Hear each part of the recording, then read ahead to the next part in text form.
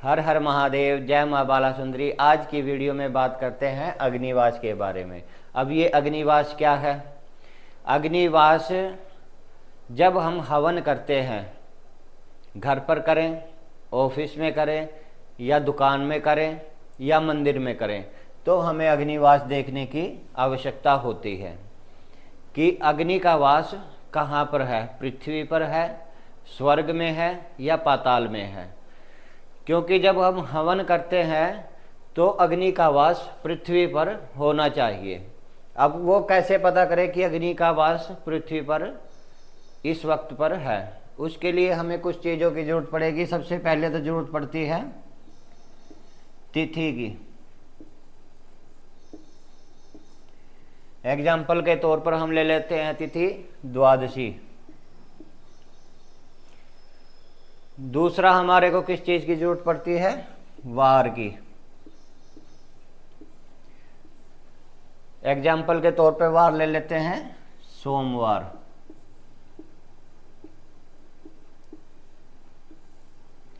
भाई हमने द्वादशी तिथि पड़ रही है, दिन सोमवार पड़ रहा है, उस दिन हवन करवाना है, तो अग्नि का वास कहां पर होगा?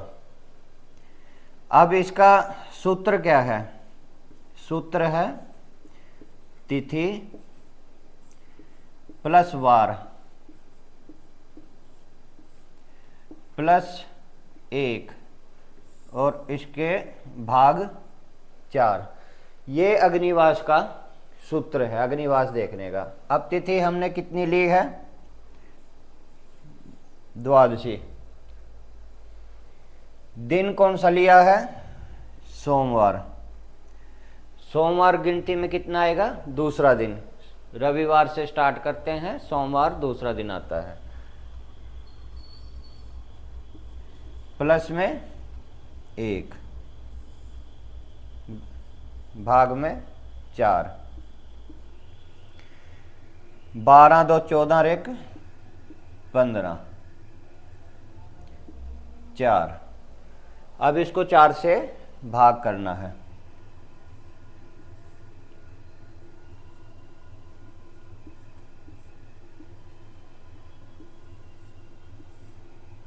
शेष अपना आ गया 3। अब जो हमें आवश्यकता है वो शेष 3 की है। जो हमारा ये शेष आता है इस की जरूरत पड़ती है। यहाँ पर आपका या तो 0 आएगा, या 1 आएगा, या 2 आएगा, या 3 आएगा। इसके अलावा कुछ आएगा ही नहीं। अब ये 3 आया। यदि आपका यहाँ पर शेष 3 आता है तो अग्नि का वास पृथ्वी पर है, आप हवन कर सकते हैं। यदि आपका यहाँ पर शेष 0 आता है तो भी आप हवन कर सकते हैं। आपका अग्निवास पृथ्वी पर है और देवताओं तक आहुति पहुंचेगी। अब यहाँ पर आता है 1, तो आपको हवन, ये 1 नंबर है, नहीं करना। क्योंकि अग्नि का वास स्वर्ग में होता है, और जब हम हवन कर देते हैं, अग्नि का वास स्वर्ग में होता है, तो यह हमारे स्वास्थ्य के लिए ठीक नहीं होता। हमारा घर का कोई ना कोई सदस्य बीमार पड़ जाता है, उसे दवाइयों की ज़रूरत पड़ती है, इस और स्वास्थ्य की हानि करता है। यदि 1 आता है और हम हवन कर देते हैं। यदि यहाँ पर शेष 2 आता है तो भी हवन नहीं करना है, क्योंकि उस समय पर अग्नि का वास पाताल में होता है।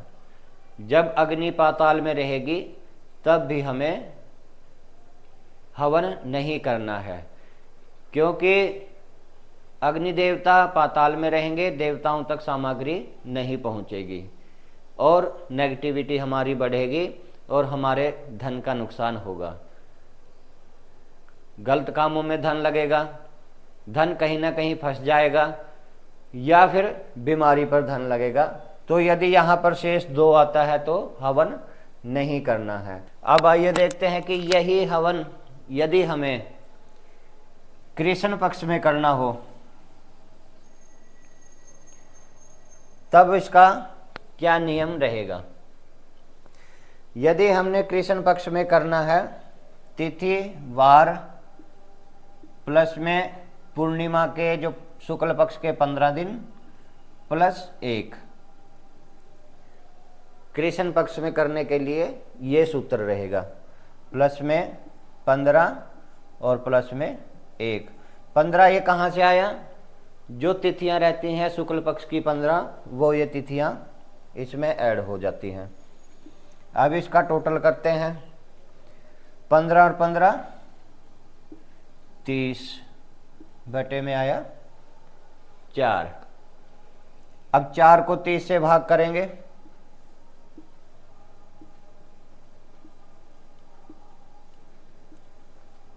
28। यहां पर शेष क्या बचता है? शेष बचता है 2।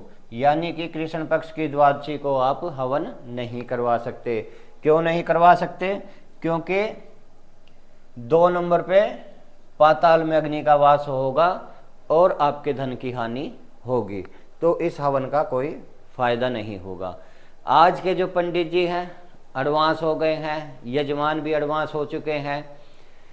सबसे बड़ी गलती क्या करते हैं? वो तसले में किसी पात्र में हवन करवा देते हैं,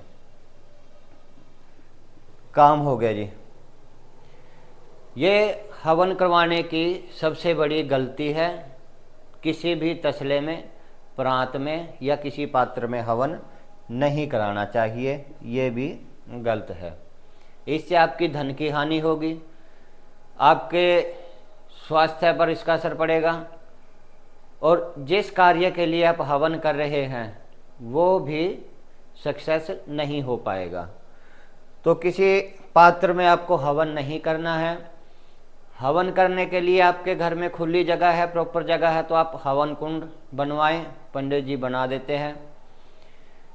हवन कुंड नहीं बन पाता, आपके पास जगह कम है, तो आप ईंट से लीजिए और चकोर उसका वेदी बनाइए, उसके ऊपर आप हवन करवाइए, तो भगवान की कृपा होगी, आपको उस हवन का फल मिलने लगेगा।